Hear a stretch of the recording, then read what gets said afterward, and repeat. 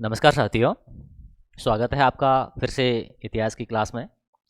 आज हम BA second year के प्रथम प्रश्न पत्र के इकाई प्रथम के चैप्टर दूसरा जो है अलाउद्दीन खिलजी, उनकी विजय, प्रशासन एवं आर्थिक सुधार, इनके बारे में अध्ययन करेंगे।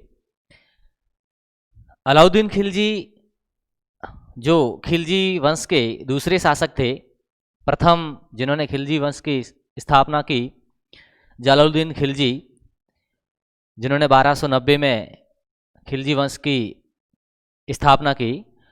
तो अलाउद्दीन खिलजी जलालुद्दीन खिलजी के भतीजे थे और दामाद भी थे। भतीजे और दामाद दोनों का रिश्ता था अलाउद्दीन खिलजी का जलालुद्दीन खिलजी से। अलाउद्दीन खिलजी अपने चाचा जलालुद्दीन खिलजी की हत्या करके शासक बने थे। इन्होंने विश्वासघात से जो है इनको जलालुद्दीन खिलजी को मौत के घाट उतारा था और फिर जो है खुद शासक बने। तो आज हम उन्हीं अलाउद्दीन खिलजी के बारे में विस्तार से अध्ययन करेंगे कि उन्होंने की कौन कौन सी विजय हुई और उनकी प्रशासन कैसा था और उनकी आर्थिक सुधार के लिए उन्होंने क्या किया। तो अलाउद्दीन खिलजी का मूल नाम अली गुरसुफ था। इनका मूल नाम जो था, मूल नाम अली गुरसुफ था और इनका जन्म 1266 ईस्वी में, जन्म 1266 ईस्वी में हुआ।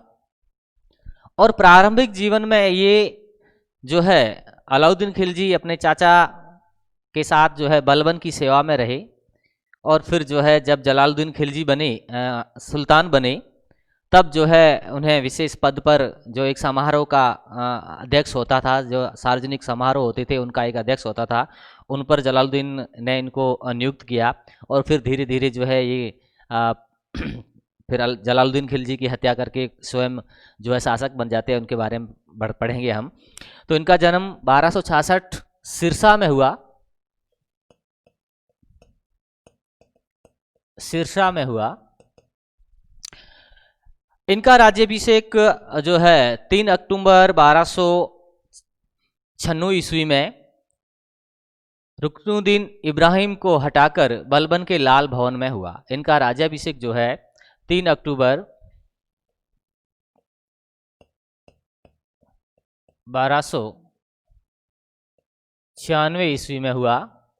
बलबन का जो लाल किला, लाल महल था, उसमें हुआ। जब इन्होंने अपने चाचा जो जलालुद्दीन थे उनको मिलने के लिए कड़ा में बुलाया, जब ये कड़ा के सूबेदार थे उस वक्त, तब कड़ा में मिलने के लिए बुलाया और फिर जो है कड़ा गंगा नदी के तट पर जो है अपने साथियों से मिलकर अपने साथियों से जलालुद्दीन की हत्या करवा दी। और जैसे ही हत्या का समाचार इनके परिवार वालों को मिला, तब जो है जो जलालुद्दीन की बेगम थी उसने अपने पुत्र रुकनुद्दीन इब्राहिम को दिल्ली का सुल्तान घोषित कर दिया। और फिर उसी रुकनुद्दीन इब्राहिम को हटाकर जो है अलाउद्दीन खिलजी शासक बने। इनकी उपाधियों में के अंतर्गत इन्हें जो है उपाधि की बात करें, इन्हें सिकंदर द्वितीय भी कहा जाता है। सिकंदर द्वितीय के नाम से काफ़ी प्रसिद्ध रहे। प्रश्न भी कई बार छोटे बनते हैं कि सिकंदर द्वितीय के नाम से कौन प्रसिद्ध थे, तो अलाउद्दीन खिलजी को सिकंदर द्वितीय भी कहा जाता है। और इसके साथ साथ इनकी और भी बहुत सारी उपाधियां थी, जैसे इनको सल्तनत का समुद्रगुप्त भी कहा जाता है। इनको सल्तनत का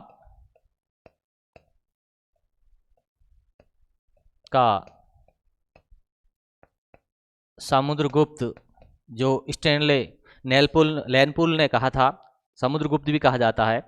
और इसके साथ साथ इन्हें जो है अमीर खुसरो और इसामी ने भाग्यवादी व्यक्ति कहा है।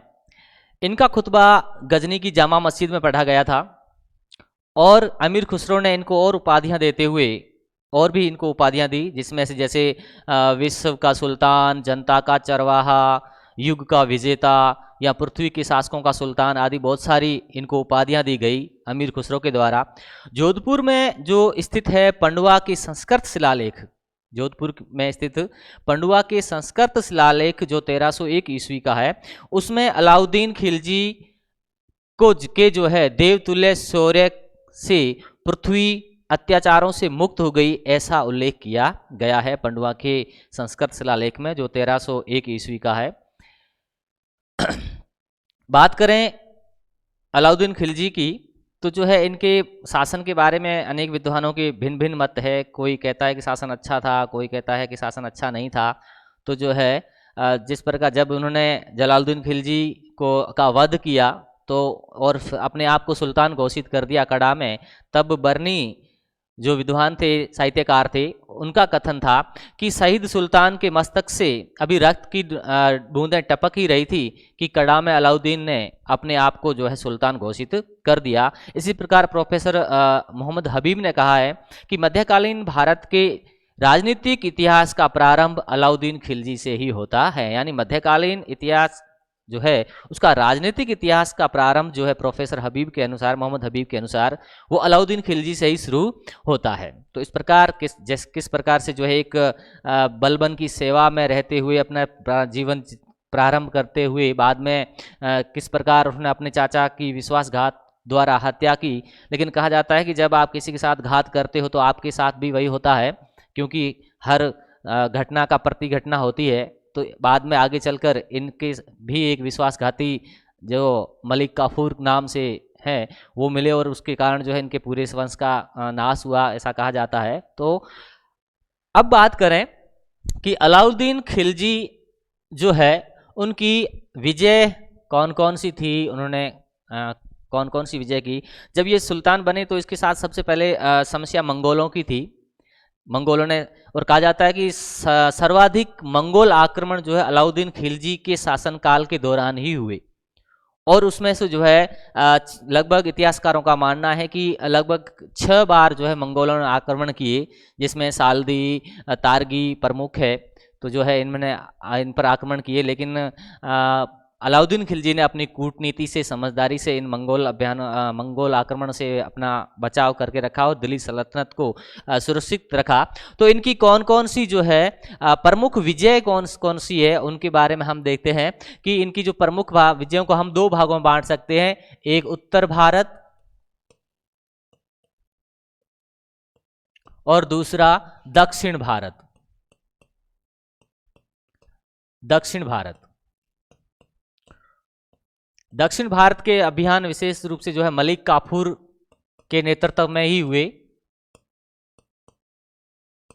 मलिक काफूर, ये वही मलिक काफूर है जिन्हें 1000 दिनारी भी कहा जाता है, जो गुजरात अभियान के दौरान मिले थे। गुजरात अभियान जब इन्होंने 1298 ईस्वी में किया था तब जो है ये मिले थे। तो उत्तर भारत के कौन कौन से प्रमुख जो है वो है, सबसे पहले गुजरात जो 1298 ईस्वी में किया, और गुजरात के बाद रणथंभौर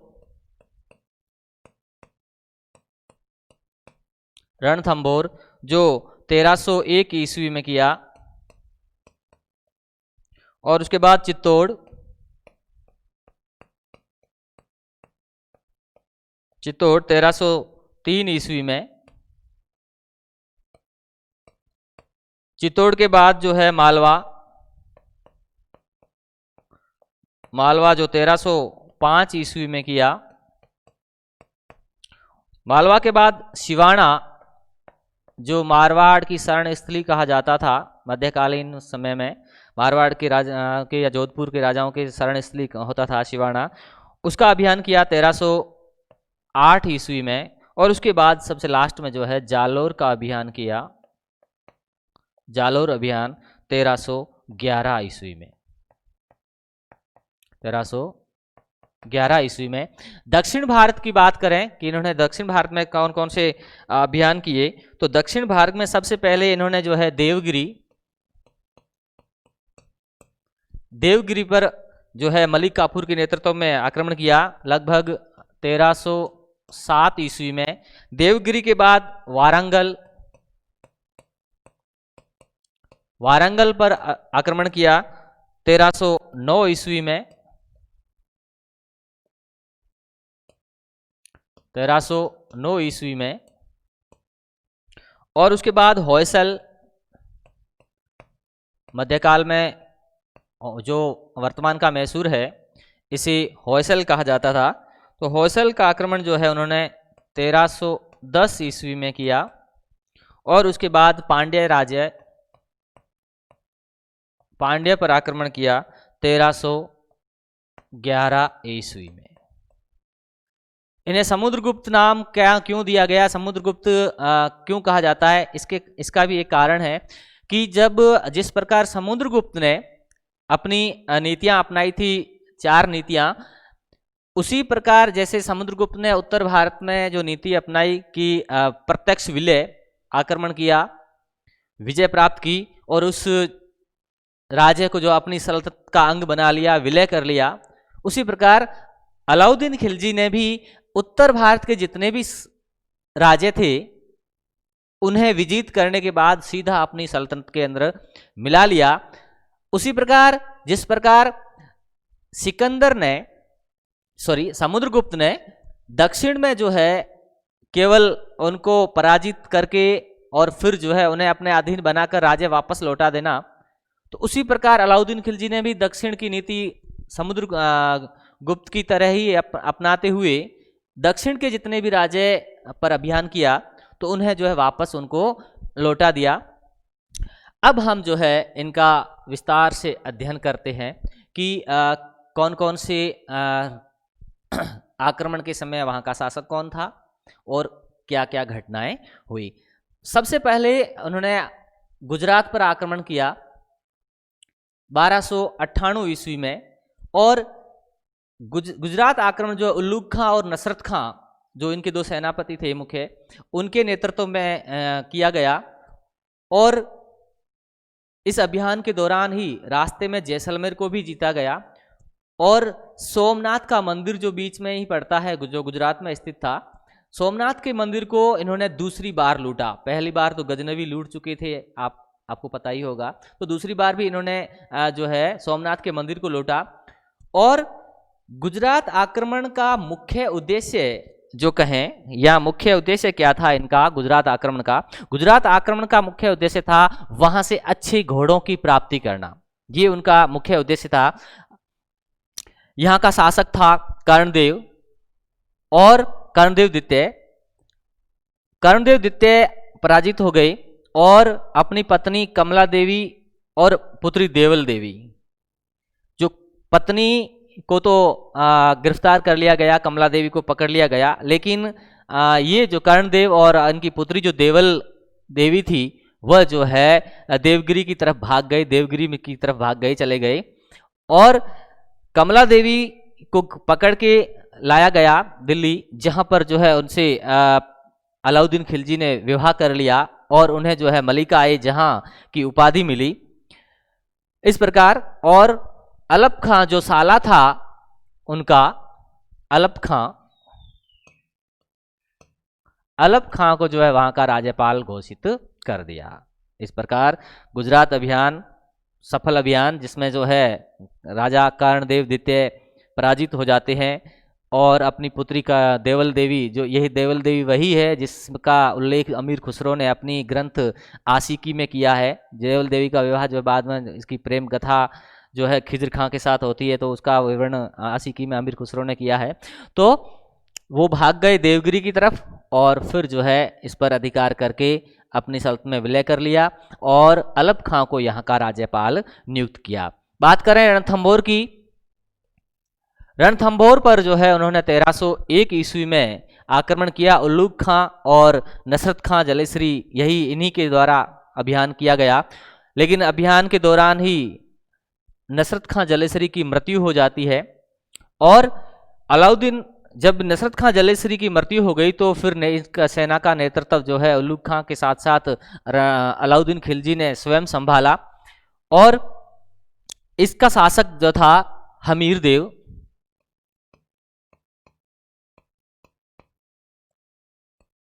हमीरदेव लड़ते हुए मारा गया और इसकी पत्नी रंगा देवी और पद्मला जो उसकी पुत्री थी, इन्होंने जौहर किया।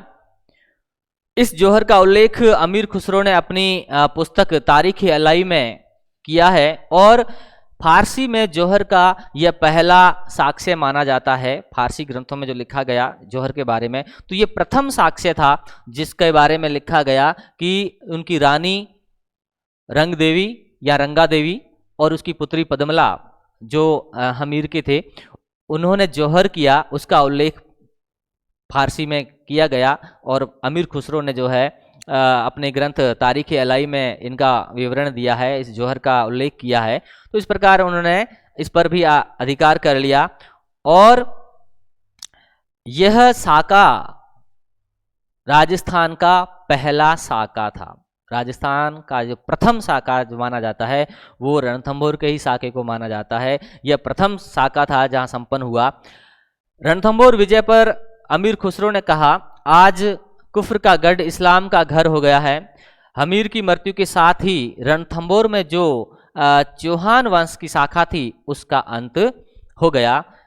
बात करें चित्तौड़ की, तो चित्तौड़ पर जो है इन्होंने 1303 में आक्रमण किया, अभियान किया और यहाँ का शासक था रतन सिंह, जिनके बारे में आपने बहुत कुछ सुना होगा। रानी पद्मिनी के बारे में उनकी कथाएं सुनी होगी, आज भी हम सुनते रहते हैं। तो कहा जाता है कि रानी पद्मिनी इतनी खूबसूरत थी, उसकी खूबसूरती की चर्चा जब अलाउद्दीन खिलजी ने सुनी तो जो है कुछ विद्वानों का मानना है कि उस पद्मिनी को प्राप्त करने के लिए ही अलाउद्दीन खिलजी ने जो है चित्तौड़ पर आक्रमण किया था और उसका मुख्य उद्देश्य पद्मिनी को प्राप्त करना था। हालांकि ये सही नहीं है, इस कारण कुछ और हो सकते हैं कि उन्होंने क्यों आक्रमण किया, लेकिन फिर भी जो है ऐसा कुछ दंत कथाओं में या कुछ विद्वान ऐसा मानते हैं कि उसके आक्रमण का प्रमुख कारण जो है वो राणा रतन सिंह, जिनकी पत्नी पद्मिनी थी, उनको प्राप्त करना था, क्योंकि वो बहुत खूबसूरत थी, ऐसा उनका मानना है। लेकिन वो प्राप्त नहीं कर सके क्योंकि जब राणा रतन सिंह की युद्ध में वीरगति प्राप्त हो गई तो जो है पद्मिनी ने जौहर कर लिया। ये दूसरा साका माना जाता है। तो इस प्रकार कहें कि लेकिन एक विशेष बात यह है कि इस जौहर का उल्लेख जो है, जो अमीर खुसरो उस वक्त इस अभियान में साथ में थे, अलाउद्दीन खिलजी के साथ में थे, लेकिन इस जौहर का जो है उन्होंने कोई उल्लेख नहीं किया है। विशेष बात यह है कि इतना बड़ा जौहर हुआ, कहा जाता है कि रानी पद्मिनी ने 1600 महिलाओं के साथ जो है जौहर किया था, इतना बड़ा जौहर हुआ, लेकिन इस जौहर का उल्लेख जो है अमीर खुसरो जो उस वक्त चित्तौड़ में मौजूद थे, इस अभियान के साथ थे, लेकिन उन्होंने इसका कहीं पर भी विवरण नहीं दिया है। बात करें और इसके साथ यहाँ का जो है चित्तौड़ का जब जीत लिया चित्तौड़ को, तो जो है वहाँ का प्रशासक या शासक सुल्तान जो है वह अपने पुत्र खिज्र खां जो महज 7-8 वर्ष का था उसे बनाया, शासक बनाया यहाँ का, और चित्तौड़ का नाम बदलकर खिजराबाद रख दिया। चित्तौड़ का नाम बदलकर क्या रख दिया? खिजराबाद रख दिया। और यहाँ उस सुल्तान के सहायक के रूप में जो है एक शासक नियुक्त किया, सहायक नियुक्त किया, जो वो जिसका एक दास था, जो एक दास था मलिक शाहीन, उसको इसका सहायक नियुक्त किया। बात करें मालवा की, तो मालवा में जो है मालवा का विजय अभियान 1305 ईस्वी में हुआ और इसका अभियान जो है प्रशासक एवं साहित्यकार थे जो ऐनुल मुल्क मुल्तानी, उनके नेतृत्व में हुआ और यहाँ का शासक था महलक देव। महलक देव पराजित हुआ और मालवा को भी दिल्ली सल्तनत के अंतर्गत शामिल कर लिया गया। सिवाना जो अभियान हुआ 1308 ईस्वी में, सिवाना का शासक शीतल देव था।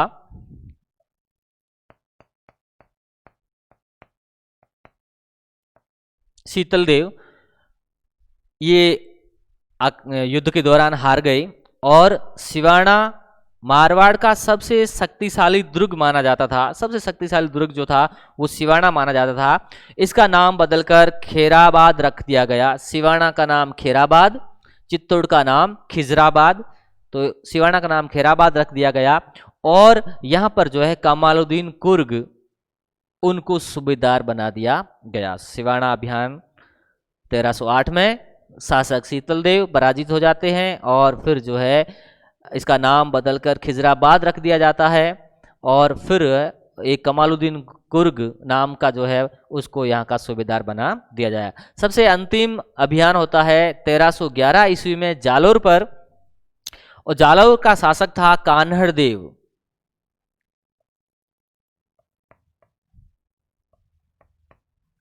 कान्हड़ देव, इनसे अलाउद्दीन काफी ईर्ष्या करते थे या इनसे नफरत करते थे, तो इनको नीचा दिखाने के लिए उन्होंने अपनी नौकरानी, जो अलाउद्दीन खिलजी की नौकरानी थी, जिसका नाम जो था गुलो बहिस्त, इनके नेतृत्व में 1311 में सेना भेजी कान्हड़ देव पर आक्रमण करने के लिए।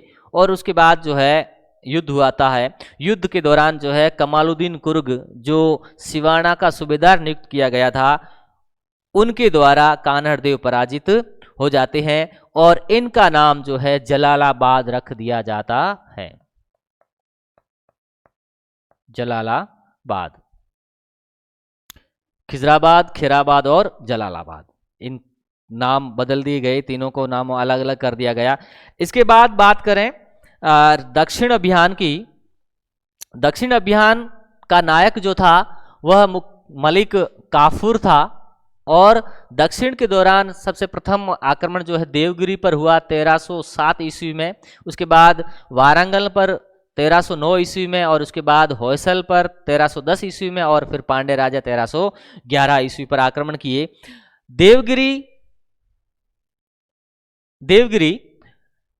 देवगिरी अभियान मलिक काफूर के नेतृत्व में हुआ 1307 ईस्वी में और यहाँ पर जो है मलिक काफूर ने जो इनका शासक था रामचंद्र देव, इनको पराजित करा दिया और अल्प खां ने देवल देवी को एलोरा के निकट पकड़ लिया और खिज्र खां के साथ इसका विवाह हो गया, जिसका वर्णन अमीर खुसरो ने अपनी आशिकी में किया है, आपको पहले ही बता दिया गया। इसके बाद रामदेव को जो है राय रान की उपाधि दी गई अलाउद्दीन द्वारा और इसे हरी छतरी का इस्तेमाल करने का भी अधिकार दिया गया और साथ साथ में नवसारी जिला जोड़कर इनको अब पूरा राज्य वापस दे दिया गया। मैंने कहा ना कि इन्होंने जो है वही नीति अपनाई जो समुद्रगुप्त ने अपनाई थी। दक्षिण में सिर्फ अधीनता स्वीकार करके उसको वापस राज्य लौटा दिया जाता था। तो इसी प्रकार इस देवगिरी पर भी आक्रमण के दौरान जब उन्होंने राजा ने हार मान ली, उसे पकड़ा गया, तब जो है रामदेव को जो है राय रान की उपाधि दी गई और इसके साथ साथ जो है उसकी जो देवल देवी थी उसका विवाह खिज्र खां के साथ कर दिया गया और इसका विवरण अमीर खुसरो ने दिया है। और साथ साथ में नवसारी को जोड़कर इसको अपना राज्य वापस दे दिया गया। देवगिरी आक्रमण के बाद तेलंगाना पर आक्रमण हुआ 1309 ईस्वी में। तेलंगाना पर आक्रमण हुआ 1309 ईस्वी में। यहाँ पर काकतीय वंश का शासक था प्रताप रुद्रदेव द्वितीय। प्रताप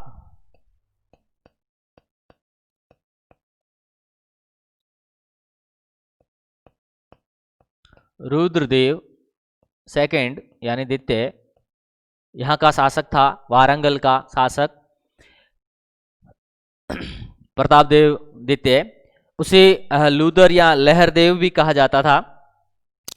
तेलंगाना के सरवर दुर्ग में रावत महिलाओं ने जौहर किया, जिसका उल्लेख अमीर खुसरो ने किया है। यानी यहाँ पर जो है एक जौहर तेलंगाना में भी होता है, जहाँ पर जो रावत महिलाएं थी उन्होंने जौहर किया, जिसका उल्लेख अमीर खुसरो ने किया है। इसके बाद अभियान होता है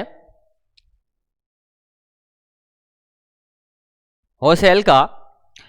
मैसूर को मध्यकाल में होयसल कहा जाता था, होयसल के नाम से जाना जाता है और इसकी राजधानी दार समुद्र थी, जिसे आज हेलीवेड कहा जाता है।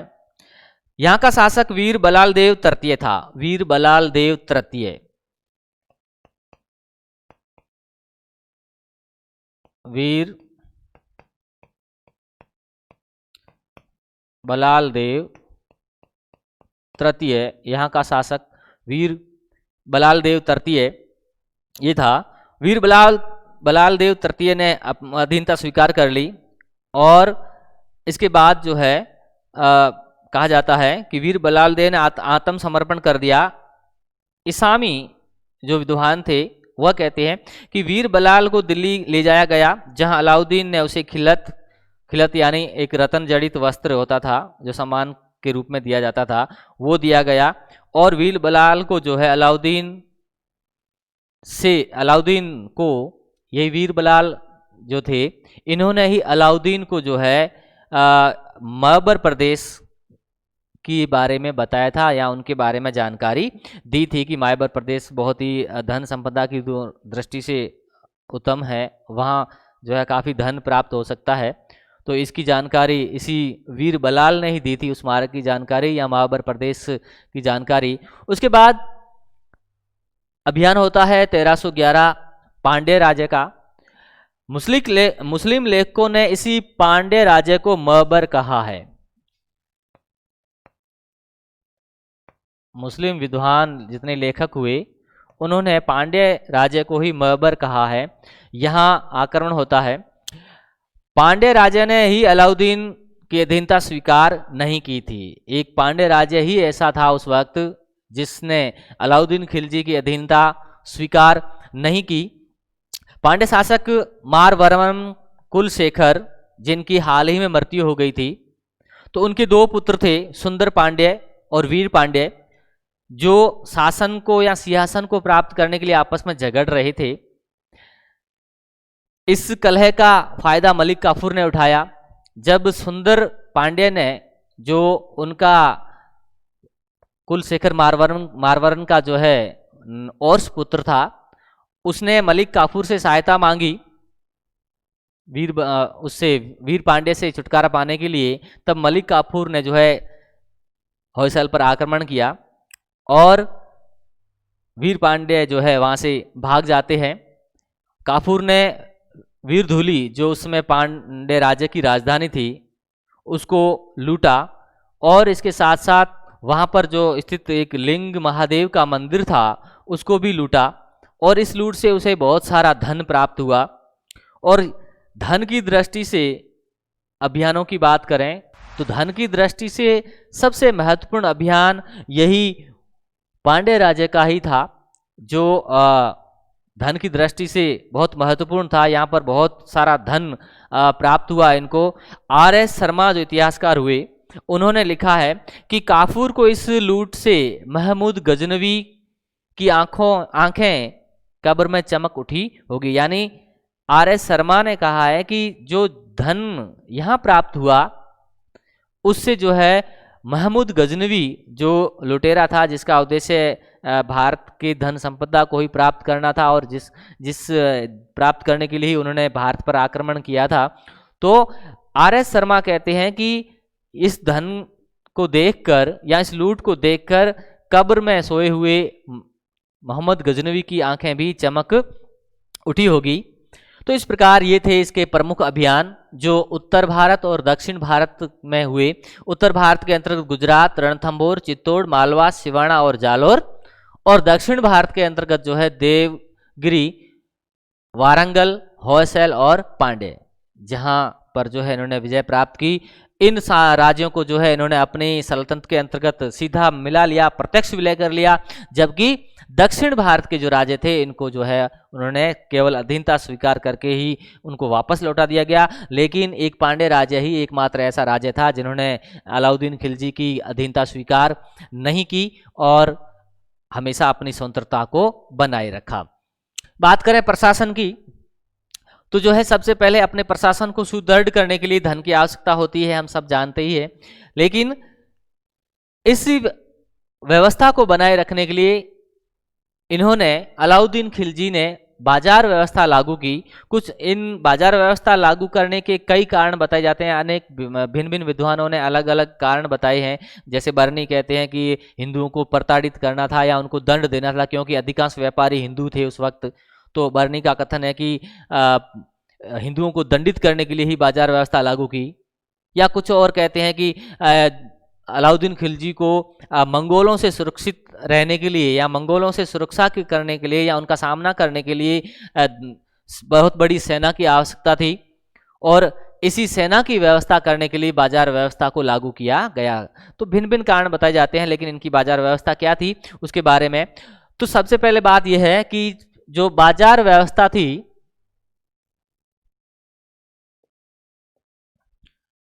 अलाउद्दीन ने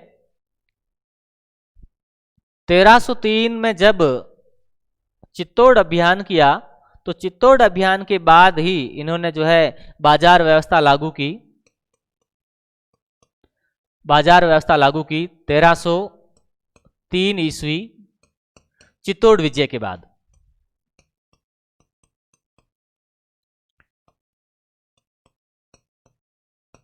चित्तौड़ विजय के बाद इन्होंने, भिन्न कारण हो सकते हैं, लेकिन इन्होंने जो है बाजार व्यवस्था लागू की। बाजार व्यवस्था में जो बदायूं गेट था उसके पास ही 3 बाजार लगाए गए, कपड़े के बाजार, खाद्यान्न अनाज के बाजार, और जो है दास और मवेशियों को बेचने और खरीदने के बाजार, 3 मुख्य बाजार लगाए गए। इन बाजारों को सहना कहा जाता था। इन बाजारों को सहना कहा जाता था, और तीनों बाजारों का जो प्रमुख होता था, मुखिया होता था, उसे सहना ए मंडी कहा जाता था। उसे सहना ए मंडी कहा जाता था। और सहना ए मंडी का जो है वह अधिकारी या जो इसका मुखिया होता, मुखिया सबसे पहले जो है मलिक कबूल की नियुक्ति की। सहना ए मंडी का जो मुखिया था वो था मलिक कबूल। बाजार व्यवस्था में सहनाई मंडी, जो तीनों बाजार को सहना कहा जाता था, और तीनों बाजारों, जो 3 बाजार मुख्य रूप से 3 बाजार जो बदायूं गेट के पास लगाए गए थे, जिसमें एक अनाज का था, दूसरा जो है वह कपड़ों का वगैरह का था, और तीसरा जो है वो दासों और मवेशियों को बेचने और खरीदने का बाजार था, जिनको सहना कहा जाता। और तीनों बाजारों का जो मुखिया होता था उन्हें सहनाई मंडी कहा जाता था। और इस सहनाई मंडी का जो प्रशासक नियुक्त किया गया वो मलिक कबूल को नियुक्त किया गया। इसके बाद एक और जो है नए विभाग की स्थापना की, दीवान ए रियासत। अपनी प्रशासन व्यवस्था को सुदृढ़ करने के लिए इन्होंने एक और व्यवस्था लागू की, दीवान ए रियासत। दीवान ए रियासत जो वाणिज्य मंत्री आज हम कह सकते हैं, जैसे वाणिज्य मंत्री, और इस पर जो है मलिक याकूब, मलिक याकूब की नियुक्ति की इन्होंने दीवाने रियासत पर, जो एक बाजार व्यवस्था का सर्वोच्च अधिकारी था, और इस पर जो है मलिक याकूब की नियुक्ति की। इसके अलावा अपने प्रशासन व्यवस्था को सुदृढ़ करने के लिए इन्होंने गुप्तचर व्यवस्था लागू की, जिसे उस वक्त बरीद कहा जाता था। इन्होंने गुप्तचरों की व्यवस्था की, बरीद जो गुप्तचर जिसे बरीद कहा जाता था, इनकी नियुक्ति की, ताकि उनके प्रशासन में अगर कोई ऐसी वैसी घटना होती है तो जो है इन गुप्तचरों के द्वारा सबसे पहले सूचना जो है सम्राट को या सुल्तान को मिल जाए, इसलिए जो है इन्होंने अपनी गुप्तचर व्यवस्था को सुदृढ़ किया। और इसके अलावा इन्होंने जो है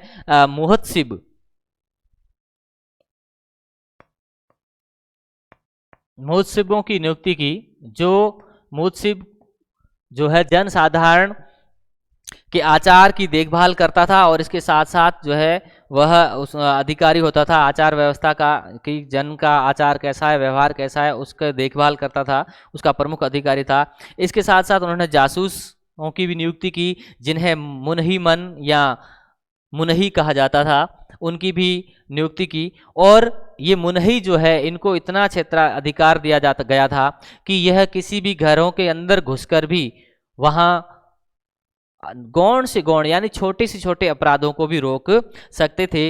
यह इनको अधिकार प्राप्त था। उसके बाद इन्होंने जो है इसी बाजार व्यवस्था के अंतर्गत जो है परवाना नवीस की नियुक्ति की, एक नया पद परवाना नवीस की नियुक्ति की, जिनका काम था व्यापारियों को लाइसेंस देना यानी परमिट देना। जो लाइसेंस अगर प्राप्त करना है किसी व्यापारी को, तो यही परवाना नवीस जो है लाइसेंस जारी करते थे। और इनकी परमिशन के बिना जो वस्त्र होते थे, चाहे वो रेशमी वस्त्र हो या दूसरे वस्त्र हो, वो इनकी परमिशन के बिना जो है बेचने की अनुमति नहीं होती थी। वस्त्रों को बेचने के लिए इनकी अनुमति या इनसे लाइसेंस लेना आवश्यक होता था। नेक्स्ट बात करें भू राजस्व की, कि इन्होंने अपने शासन व्यवस्था को सुदृढ़ करने के लिए भू राजस्व व्यवस्था में भी सुधार किया। तो भू राजस्व नीति को अपनाने वाला या भू राजस्व व्यवस्था में सुधार करने वाला अलाउद्दीन खिलजी पहला सल्तनत का सुल्तान था, जिन्होंने भू राजस्व व्यवस्था में सुधार किया और सुधार की नीति अपनाई। ये पहले सुल्तान थे जिन्होंने जो है भू राजस्व व्यवस्था को लागू किया या उसमें सुधार करने का प्रयास किया।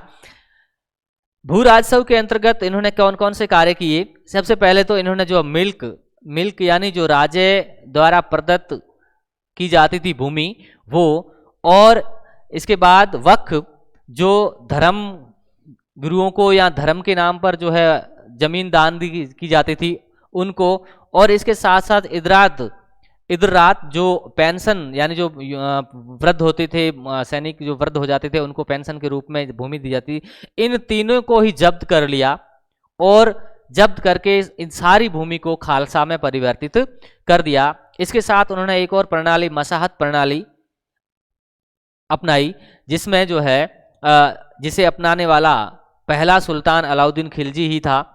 और इस मसाहत प्रणाली के अंतर्गत भूमि की पैमाइश की गई और पैमाइश के आधार पर ही लगान या कर जिसे हम कहें वो लागू किया गया। यानी प्रथम सुल्तान अलाउद्दीन खिलजी थे जिन्होंने भूमि की माप करवाई और उस माप के आधार पर ही जो है लगान व्यवस्था लागू की। ये प्रथम सुल्तान थे। और करों में भी सुधार किया, और कर में जहां कहीं पर जो है कहा जाता है कि कुछ विद्वान मानते हैं कि अलाउद्दीन खिलजी ने नगद ही भूमि कर लेना प्रारंभ किया था, लेकिन कुछ अनाज के रूप में भी कर की बात करते हैं, तो इन्होंने कर को नगद में रूप में लेना प्रारंभ कर दिया। और जमींदार व्यवस्था, जमींदार शब्द का सर्वप्रथम उल्लेख या वर्णन जो है या पर शब्द का प्रयोग सर्वप्रथम अमीर खुसरो ने ही किया था। हालांकि जमींदारों को और भी नाम जैसे खुत, मुकदब, चौधरी आदि नामों से भी भिन्न भिन्न स्थानों पर भिन्न भिन्न नामों से पुकारा जाता था, तो इसमें भी इन्होंने सुधार किया। और अधिकांश जमींदार उस वक्त हिंदू थे। इनको जो है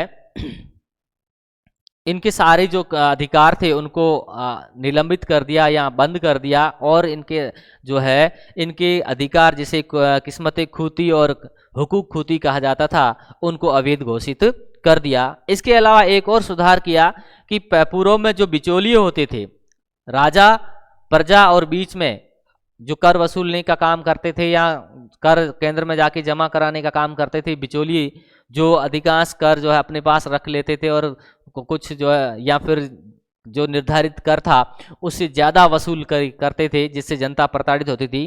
तो अलाउद्दीन खिलजी पहले वो शासक थे जिन्होंने इस बिचौलिया व्यवस्था को समाप्त किया और सीधा ही केंद्रीय अधिकारी या केंद्रीय जो अधिकारी होते थे उनकी नियुक्ति की, और जिनका संबंध सीधा सुल्तान से होता था और सीधा कर वो जो है सुल्तान के पास जमा करवाते थे। तो इस प्रकार इन मध्यस्थियों को जो है इन्होंने समाप्त किया। इसके बाद एक विभाग दीवान ए मुस्तखराज, जो लगान वसूली में जो दोष उत्पन्न हो गए थे, जो दोष व्याप्त थे, उन दोषों को दूर करने के लिए इन्होंने एक अलग से विभाग की स्थापना की जिसे दीवान ए मुस्तखराज कहा जाता है। दीवान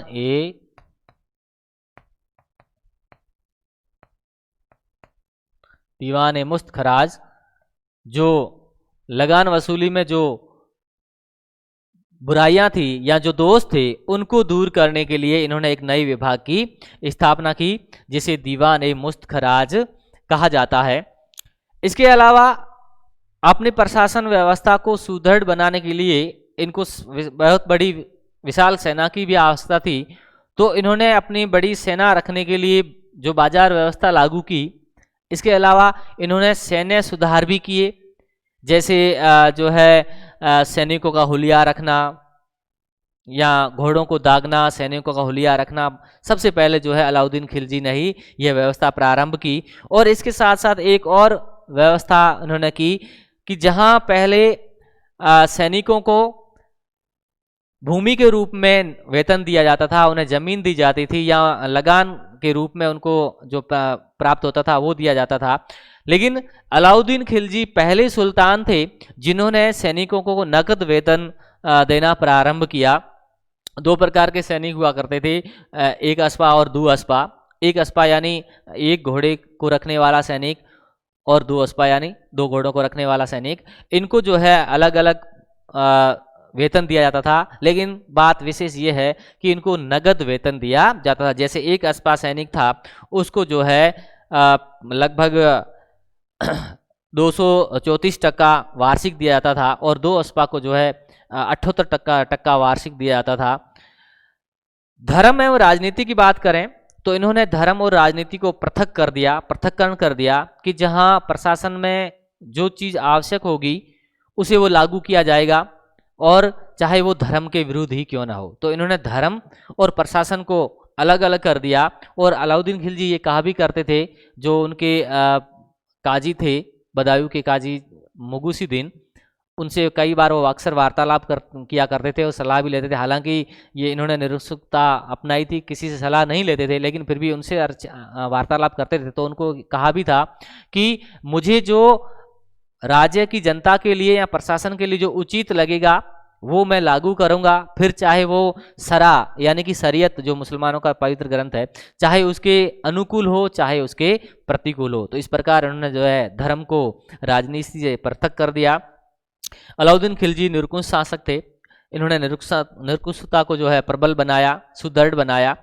इसके बाद साम्राज्यवाद की बात करें तो साम्राज्यवाद के अंतर्गत जो है अलाउद्दीन का मानना था कि शांति विकास के लिए बाधक है, यानी जो शांति का काल है वह विकास के लिए बाधक है, जबकि युद्ध जो है विकास के लिए आवश्यक है। इनका ये मानना था कि जिस प्रकार लोई चौदवा मानता था कि मैं ही राज्य हूँ, उसी प्रकार ये भी मानते थे कि शांति जो है वह राज्य हित में नहीं होती है, जबकि राज्य हित के लिए, व्यक्ति के लिए, विकास के लिए युद्धों का होना आवश्यक है। उनका ये मानना था। और सबसे प्रमुख जो है उन्होंने अलाउद्दीन खिलजी ने राज्य हित को ही प्राथमिकता दी, और उन्होंने जो है ये भी कहा था कि मैं वही चीज़ लागू करूँगा जो राज्य के लिए या जनता के लिए हितकर होगी, चाहे वह सरा के विपरीत हो या अनुकूल हो या प्रतिकूल हो, कुछ भी हो। जिस प्रकार लुई 14वां कहता था कि मैं ही राज्य हूँ, उसी प्रकार। तो ये थे इनके प्रशासनिक सुधार और आर्थिक सुधार जो उन्होंने लागू किए।